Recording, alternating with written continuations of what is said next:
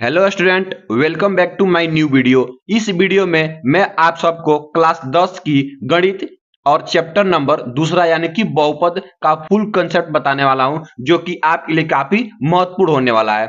ठीक है ना। देखिए, सबसे पहले मैं आप सबको इस वीडियो में बहुपद का इंट्रोडक्शन यानी कि परिचय कराऊंगा कि कैसे कैसे आपको क्वेश्चन मिलेगा और किस तरीके से आपको करना है। उसके बाद से मैं आप सबको प्रश्नावली को हल कराऊंगा। तो आइए सबसे पहले हम थोड़ा बहुपद का परिचय जान लेते हैं। देखिए, सबसे पहले जब आप लोग क्लास 6 में पढ़ते थे तो वहां पर एक नाम आया करता था, बीजगणित। बीजगणित के नाम से हम लोग पढ़ते थे। उसके बाद से क्लास जब हम लोग 7th में गए तो वहां पे एक चैप्टर आता था जिसका नाम था क्या, सरल समीकरण। क्या था? सरल समीकरण। और जब हम लोग क्लास 8 में गए तो वहां पे था एक चर वाले रैखिक समीकरण। वहां पर एक चैप्टर था एक चर वाले रैखिक समीकरण। अब हम क्लास 9th में गए तो वहां पे आया बहुपद। ठीक है ना। तो क्लास 9th में और 10th में दोनों में बहुपद के नाम से आया। देखिए, ये चीज सब एक ही है, लिखे ना, लेकिन थोड़ा सा इसका रूप अलग अलग हो गया हर क्लासों के अंतर में। ठीक है ना। देखिए, तो हमको पढ़ना है बहुपद, तो सबसे पहले हम लोग देखेंगे बहुपद की परिभाषा कि बहुपद आखिर होता क्या है। देखिए, ऐसे बीजीय व्यंजक जिनमें चर की घात पूर्ण संख्या हो, यानी कि ऐसी बीजीय व्यंजक जिसमें चर है। चर क्या होता है कि ऐसी संख्या जो चलती है या जिसका मान बदलता रहता है। तो जो चर उपस्थित होगा उसकी क्या होगा, उसका घात पूर्ण संख्या होगा। जैसे पूर्ण संख्या में 0 होगा, 1 होगा, 2 होगा, 3 होगा, 4 होगा, 5, 6, 7, ऐसे डॉट डॉट डॉट। पॉइंट वाले नहीं आएंगे, बट्टा वाला नहीं आएंगे, निगेटिव वाले नहीं आएंगे। चर की घात। ठीक है ना। अब देखिए, सबसे पहले कि चर चर की घात, तो चर क्या क्या होता है। जैसे मान लीजिए एक्स हो गया आपका, वाई हो गया, जेड हो गया, ए हो गया, बी, ये सब क्या है, आपके चर हैं। तो उस समीकरण में उपस्थित जो चर रहेगा, उस बहुपद में उपस्थित जो चर रहेगा, उसका घात केवल तो केवल पूर्ण संख्या होना चाहिए। ठीक है ना। तभी वह क्या, वह बहुपद कहलाएगा। जैसे देखिएगा, यहां देखिएगा, ये देख लीजिए। जैसे देखिए, एग्जाम्पल दिया गया यहाँ पे, यहाँ दिया गया x+2। x क्या है, चर है। 2 क्या है, आपका अचर है। तो x घात कितना है, x घात यहाँ पे 1 दिया गया है। तो 1 क्या है, 1 एक पूर्ण संख्या। इसका मतलब ये क्या होगा, एक बहुपद होगा। ठीक है ना। यहाँ देखिए दिया गया है x² + 3। तो x² + 3 क्या है, यहाँ पे देखिए x यहाँ पे आपका चर है और x का घात कितना है, 2 दिया गया है। इसका मतलब 2 क्या है, ये भी आपका पूर्ण संख्या है। तो x² + 3 भी एक क्या होगा, बहुपद होगा।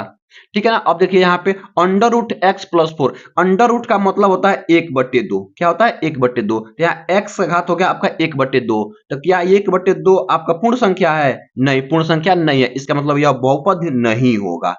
ठीक है ना। ये देखिए यहाँ पे, यहाँ दिया गया आपका 7x² + 6। इसमें आपका x क्या है, चर है, और x घात कितना है, 2 है, यानी 2 क्या है, पूर्ण संख्या। इसका मतलब 7x² + 6 क्या होगा, आपका एक बहुपद होगा।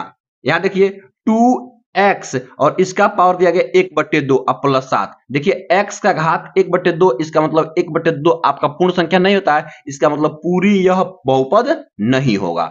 ठीक है ना। यहाँ देखिए x का पावर -1, तो -1 भी आपका पूर्ण संख्या नहीं होता है। तो ये भी आपका बहुपद नहीं होगा। ये तो बहुपद हो गया। ठीक है ना। अब देखिए यहाँ पे, तो ऐसे आपको पहचानना होगा। कैसे पहचान लेंगे, अब देखिए थोड़ा सा बहुपद के प्रकार कौन कौन से होते हैं। देखिए, चर के आधार पर बहुपद के प्रकार होते हैं और घात के आधार पर भी बहुपद के प्रकार होते हैं।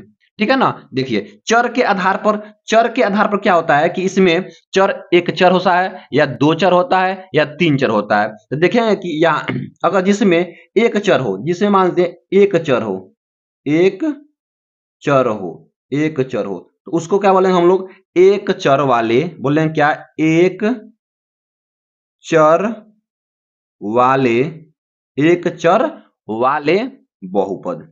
एक चर वाले बहुपद, जिसमें 2 चर होगा उसको 2 चर वाले बहुपद बोलेंगे।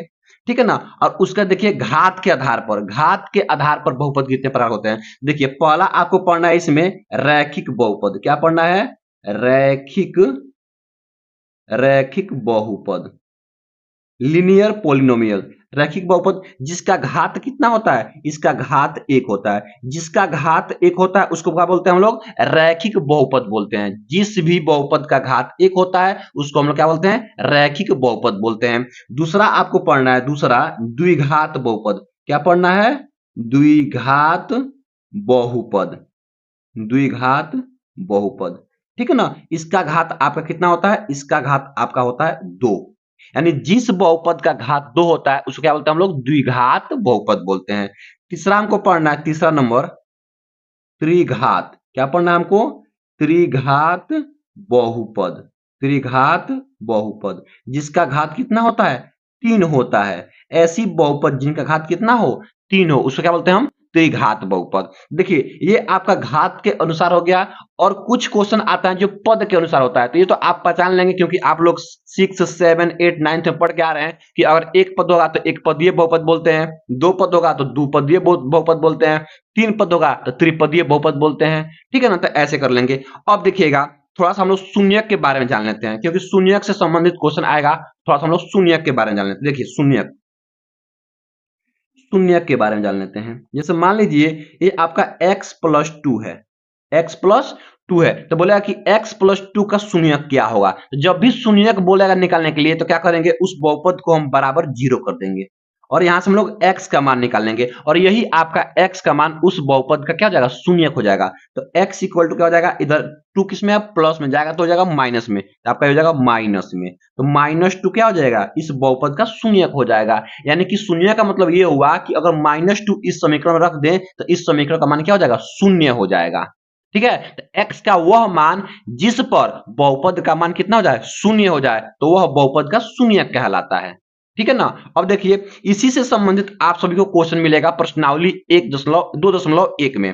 ठीक है ना, तो आइए हम लोग क्वेश्चन को हल करते हैं। देखिएगा सबसे पहले यहां देखिए, ये आपका प्रश्न दिया गया है। प्रश्न बोल रहा है आपका, कह रहा है कि किसी बहुपद के px के लिए y बराबर px का ग्राफ नीचे आकृति 2.10 में दिया गया है। प्रत्येक स्थिति में px के शून्यकों की संख्या ज्ञात कीजिए। यानी ये आपका आकृति दिया गया, देख रहे हैं, ये आपका आकृति है, यहां देख लीजिएगा, ये आपका आकृति दिया गया है।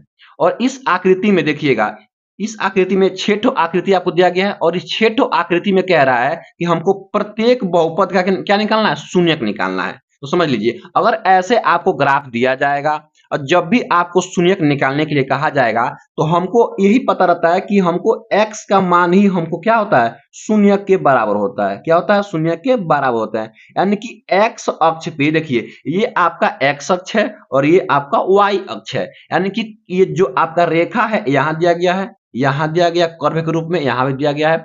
जो आपका ये रेखाएं हैं ये x अक्ष को कितनी बार काट रही है, कितनी बार प्रतिच्छेद कर रही है, वही उसका शून्यक हो जाएगा। एक बार करेगी तो एक शून्यक, दो बार करेगी तो दो शून्यक, 3 बार काटेगी तो 3 शून्यक हो जाएंगे। देखिएगा पहला क्वेश्चन आपका यहां दे गया, देखिए ये आपका x अक्ष, ये y अक्ष, ये आपका एक रेखा है, और ये देखिए y अक्ष पर काटा है, y अक्ष पर, तो y अक्ष पर काटेगा तो शून्यक नहीं होगा, केवल टू केवल हमको x अक्ष पर देखना है। देखिए ये x अक्ष पर कहीं काटा है तो नहीं काटा है, तो इसका मतलब इसका शून्यक क्या हो जाएगा, इसका शून्यक आपका जब काटा ही नहीं तो इसका शून्यक आपका शून्य यानी कि 0 हो जाएगा। जितनी बार काटेगा, देखिए यहाँ पे x अक्ष को टच ही नहीं किया, इसका मतलब क्या हो जाएगा, इसका शून्यक 0 हो जाएगा। अगला देखिएगा, यहाँ देखिए, इसको देखिए, ये दिया गया आपका, ये आपका x अक्ष, ये आपका y अक्ष। देखिए इधर से गया है ये वाला ग्राफ, यहाँ पे टच किया है, तो ये कौन सा है आपका, ये y अक्ष है। तो ये तो नहीं माना जाएगा, हमको केवल x अक्ष मानना है, यानी x अक्ष को देखना है, इसको छोड़ देंगे। देखिए यहाँ पे ये आपका x अक्ष पे टच किया यानी काटा है, प्रतिच्छेद किया है एक बार, तो इसका शून्यक जब एक बार काटा है तो शून्यक 1 हो जाएगा। तो लिखेंगे क्या हम लोग, शून्यक बराबर, शून्यक बराबर कितना हो जाएगा, 1। कोई पूछेगा कि आपको शून्यक 1 क्यों लिखे हैं, तो आप लोग जवाब दीजिएगा क्योंकि x अक्ष को एक बार ही प्रतिच्छेद किया है, इसलिए शून्यक 1 होगा। ठीक है ना। अब देखिए यहाँ पे देख लीजिए, ये वाला, ये देखिए यहाँ से गया तो पहली बार यहाँ पे x अक्ष पे काटा है एक बार, ये y अक्ष पे काटा, इसको छोड़ देंगे, इसको नहीं देखेंगे क्योंकि हमको y अक्ष को देखना ही नहीं है। यहाँ देखिए यहाँ पे x अक्ष को एक बार और काटा है और फिर एक बार और काटा है, तो 3 जगह ये x अक्ष को काट दिया है, इसका मतलब 3 बार प्रतिच्छेद किया है, तो इसका शून्य कितना हो जाएगा, 3। तो लिखेंगे क्या, शून्यक बराबर, शून्यक बराबर आपका कितना हो जाएगा, 3। ठीक है ना, 3 ठो शून्यक हो जाएगा। अगला क्वेश्चन देखिएगा, ये देखिए काफी महत्वपूर्ण, ये देखिएगा, हाँ ये देखिए, इसमें देखिएगा यहाँ पे ये एक्स अक्ष को एक बार यहाँ काटा है और एक बार यहाँ काटा है, यानी कि एक्स अक्ष को दो बार काटा है। इसका मतलब इसका शून्यक भी कितना हो जाएगा, दो हो जाएगा। तो शून्यक बराबर लिखिएगा आप लोग कितना, दो। ठीक है ना, ये हो जाएगा। यहाँ देखिए एक्स अक्ष को एक बार काटा है, फिर दो बार काटा है, फिर तीन बार काटा है, फिर चार बार काटा है। तो एक्स अक्ष पर चार बार प्रतिच्छेद किया, इसका मतलब शून्यक बराबर कितना हो जाएगा, तो इसका शून्यक आपका हो जाएगा कितना, चार हो जाएगा। तो ये चार आपका आंसर हो जाएगा। यहाँ देखिए, ये देखिए यहाँ पे एक बार काटा है, फिर दो बार काटा है, यहाँ पे देखिए एक बार, दो बार, फिर यहाँ पे तीन बार। तो तीन बार एक्स अक्ष को काटा है, इसका मतलब इसका शून्य कितना हो जाएगा, तो शून्य के बराबर आपका कितना हो जाएगा, ये थ्री हो जाएगा। और यही क्या हो जाएगा, आपका आंसर हो जाएगा। तो प्रश्नावली पहले में यानी कि 2.1 में आपको यही निकालना है कि प्रत्येक का ग्राफ दिया रहेगा, आपको शून्यक बताना है। तो आई होप, मैं आशा करता हूं कि आप लोग ऐसे ही शून्यक निकाल सकते हैं। ठीक है ना।